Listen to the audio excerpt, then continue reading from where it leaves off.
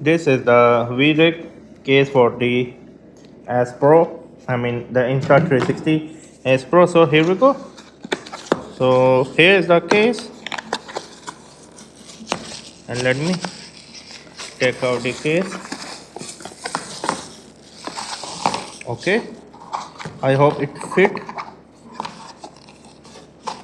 Before I order one, I don't know, the package was lost. I don't know can it really fit or not, no idea, because here they say Action CAM. What the hell?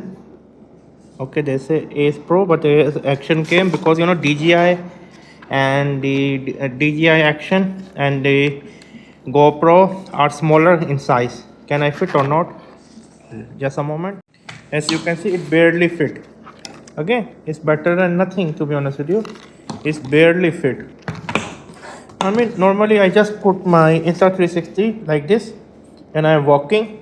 So yeah, it's bouncing. And then, okay, let's take out. I mean, I wish it was a little bit more, larger. Can I recommend? I don't know, maybe no. I'm not that satisfied, to be honest with you.